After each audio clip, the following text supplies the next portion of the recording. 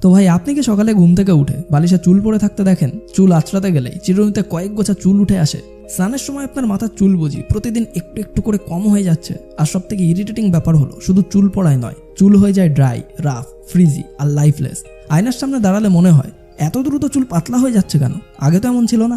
গরমকাল এলেই আমার চুল কেন এমন নষ্ট হয়ে যায়? আসলে এই প্রবলেমটা শুধু আপনার না, গরমকালে অনেকেরই হেয়ার ফল বেড়ে যায়। ঘাম, ধুলো, হিউমিডিটি, রোদ, অতিরিক্ত শ্যাম্পু, ব্যাড হেয়ার স্টাইল, এই সব কিছু একসাথে মিলে স্ক্যাল্পের উপর চাপ ফেলে। আর সেই চাপের ফলেই চুল দুর্বল হতে শুরু করে।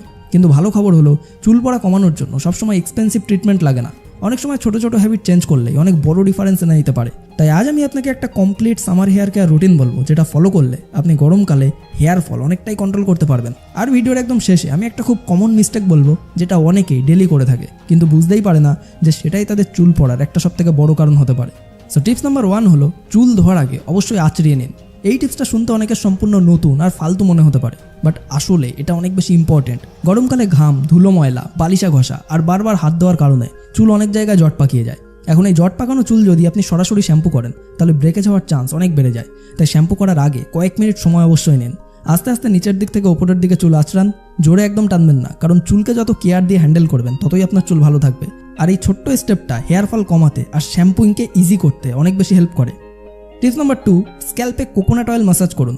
গরমে চুল পড়া কন্ট্রোল করার জন্য সবথেকে এফেক্টিভ স্টেপগুলোর একটা হলো অয়েলিং। আর অয়েলের মধ্যে কোকোনাট অয়েল তো একদম ক্লাসিক। কোকোনাট অয়েল স্ক্যাল্পকে নারিশ করতে সাহায্য করে, ড্রাইনেস কমায় আর হেয়ার রুটসের চারপাশে একটা হেলদি এনভায়রনমেন্ট রাখতে সাপোর্ট করে। বিশেষ করে সামারে যখন স্ক্যাল্প সোয়েটি আর ইরিটেটেড হয়ে যায় তখন হালকা অয়েল ম্যাসেজ অনেকটাই রিলিফ দিতে পারে। আর এর জন্য অল্প কোকোনাট অয়েল নিয়ে একটু হালকা গরম করুন, তারপর ফিঙ্গার স্ট্রিপস দিয়ে স্ক্যাল্পের উপর জেন্টাল ম্যাসাজ করুন। মনে রাখবেন, নখ দিয়ে ঘষবেন না, কারণ স্ক্যাল্প ইরিটেট হলে হেয়ার ফল আরও বাড়তে পারে। আর আপনি চাইলে এটা দুভাবেও করতে পারেন। প্রথমটা হলো ওভারনাইট অয়েলিং, মানে ঘুমানোর আগে অয়েল লাগিয়ে রেখে দিন, তারপর সকালে শ্যাম্পু করে ফেলুন। আর দ্বিতীয়টা হলো শ্যাম্পু করার 1 ঘন্টা আগেই অয়েল লাগান, তারপর শ্যাম্পু করুন। আর আমি পার্সোনালি বলবো, সপ্তাহের শেষের ছুটির দিনটাই হেয়ার অয়েলিংয়ের জন্য বেস্ট। যেমন ধরুন সানডে সকালে অয়েল লাগালেন, একটু রিল্যাক্স করলেন, তারপর প্রপারলি ওয়াশ করলেন। আর এতে চুল সফট থাকে আর ব্রেকেজও কমে। টিপস নাম্বার 3, প্রতিদিন শ্যাম্পু করবেন না। অনেকে ভাবে গরমে ঘাম হচ্ছে তাই প্রতিদিন শ্যাম্পু তো করতেই হবে, কিন্তু এটা সবসময় ভালো না। প্রতিদিন শ্যাম্পু করলে স্ক্যাল্পের ন্যাচারাল অয়েল বারবার চলে যায়, ফলে স্ক্যাল্প ড্রাই হয়ে যেতে পারে, ইরিটেশন হতে পারে আর হেয়ার ফলও বাড়তে পারে।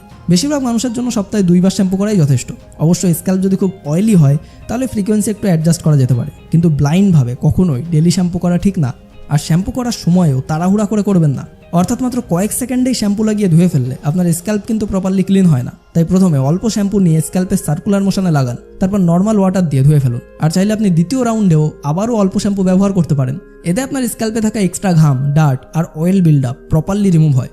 আর যদি আপনি এমন একটা শ্যাম্পু চান যেটা গরমকালে জেন্টাল ফিল দেয় আবার স্ক্যাল্পও প্রপারলি ক্লিন করে, তাহলে আপনি নেচার শিওর জং শ্যাম্পুটা ট্রাই করে দেখতে পারেন। আর এটার সব থেকে ভালো দিক হলো এর ভেতর রয়েছে অ্যালোভেরা, আমলা, শিকাকাই, নিম, মেথি আর অরিথার মতো ন্যাচারাল ইনগ্রিডিয়েন্টস, যেগুলো ট্রেডিশনালি স্ক্যাল্প ক্লিনার হেলদি রাখতে ব্যবহৃত হয়ে আসছে। এছাড়াও এটা সালফেট আর প্যারাবিন ফ্রি, তাই যাদের স্ক্যাল্প ড্রাই হয়ে যায় বা গরমে ইরিটেট লাগে তাদের জন্য এটা খুব হেল্পফুল হতে পারে। তার সাথে এই শ্যাম্পু ড্যান্ড্রফ, ঘাম আর স্ক্যাল্প ইম্পিউরিটিস রিমুভ করতে সাহায্য করে আর হেয়ারকে নারিশড ও সফট রাখার চেষ্টা করে। গরমকালে স্ক্যাল্পে ঘাম আর ডার্ট অনেক বেশি জমে যায়, তাই একটা জেন্টাল হার্বাল শ্যাম্পুর রুটিন অনেক বেশি ডিফারেন্স এনে দিতে পারে। আর যদি আপনার স্ক্যাল্প ইচি লাগে, অয়েলি লাগে বা হিটের কারণে আনকমফোর্টেবল লাগে, তাহলে এই ধরনের হার্বাল ক্লিনজিং রুটিন বেশ ভালো কাজ করতে পারে। তাই সামারে আপনার চুলকে ফ্রেশ, ক্লিনার, হেলদিয়ার আর প্রোটেক্টেড রাখতে চাইলে ডেফিনেটলি এই শ্যাম্পুটা একবার ট্রাই করে দেখতে পারেন। লিঙ্ক এই ভিডিও ডিসক্রিপশন অ্যান্ড পিন কমেন্টে দেওয়া আছে, অবশ্যই একবার চেক আউট করুন। টিপস নাম্বার 4 হলো, কন্ডিশনার স্কিপ করবেন না। অনেকেই শ্যাম্পু করার পর স্টপ করে দেয়, কিন্তু যদি আপনি সফট, ম্যানেজেবল, শাইনি হেয়ার চান তাহলে কন্ডিশনার খুবই ইম্পর্টেন্ট। কারণ শ্যাম্পু শুধু স্ক্যাল্পকে ক্লিনই করে না, কিছু ময়েশ্চারও রিমুভ করে দেয়। আর কন্ডিশনার সেই ময়েশ্চারকে রিস্টোর করতে হেল্প করে। বিশেষ করে সামারে যখন সানলাইট আর হিট চুলকে রাফ আর ফ্রিজি করে দেয়, তখন কন্ডিশনার একটা প্রোটেক্টিভ সাপোর্টের মতো কাজ করে। বাট এই কন্ডিশনার শুধু হেয়ারের লেন্থ আর এন্ডসেই অ্যাপ্লাই করুন, মানে পুরো স্ক্যাল্পে কন্ডিশনার অ্যাপ্লাই করবেন না। আর এভাবেই 5 মিনিট রাখার পর নর্মাল জল দিয়ে ধুয়ে ফেলুন। আর এই সিম্পল হ্যাবিটটা সময়ের সাথে সাথে চুলের টেক্সচারকে অনেক বেশি ইম্প্রুভ করতে পারে। টিপস নাম্বার 5, হিট স্টাইলিং কমান। গরমকালে অনেকে স্ট্রেটনার আর ব্লো ড্রায়ার বেশি ব্যবহার করে, কিন্তু অতিরিক্ত হিট হেয়ারের অন্যতম বড় এনিমি। কারণ এই হিট হেয়ার স্ট্র্যান্ডসকে উইকার করে, থিন করে আর স্প্লিট এন্ডসের রিস্ক বাড়ায়, ফলে চুল দেখতে আর আগের মতো স্ট্রং লাগে না। তাই চেষ্টা করুন হিট স্টাইলিং টুলস প্রতিদিন ব্যবহার না করতে, শুধু স্পেশাল অকেশনে বা যখন সত্যিই দরকার তখনই ব্যবহার করুন। আর যদি এরপরেও স্ট্রেটনার বা ড্রায়ার ব্যবহার করতেই হয় তাহলে আপনার চুলে আগে হিট প্রোটেক্টেন্ট লাগান। এটা হেয়ারের উপর প্রোটেক্টিভ একটা লেয়ার তৈরি করতে সাহায্য করে, যা হিট ড্যামেজ থেকে আপনার চুলকে বাঁচাতে পারে। টিপস নাম্বার 6, যদি আপনার লম্বা চুল হয় তাহলে চুল কিভাবে বাঁধছেন সেটাও কিন্তু ম্যাটার করে। এটা অনেকেই ইগনোর করে, কিন্তু খুব টাইট করে চুল বাঁধলে রুটসের উপর প্রেশার পড়ে, আর সেই প্রেশার ধীরে ধীরে হেয়ার ফলের দিকে নিয়ে যায়। তাই কোনো রাফ ইলাস্টিক ব্যান্ড ব্যবহার না করে তার বদলে সফট ফ্যাব্রিক হেয়ার টাই ব্যবহার করুন। আর যাদের লম্বা চুল আছে তাদের জন্য এই টিপটা বিশেষভাবে ইউজফুল, কারণ ছোট একটা ভুলও ডেলি বেসিসে আননেসেসারি হেয়ার ফল তৈরি করতে পারে। টিপস নাম্বার 7 হলো হাইড্রেশন অ্যান্ড পেশেন্স। চুলের কেয়ার শুধু বাইরে থেকেই নয়, ভেতর থেকেও দরকার।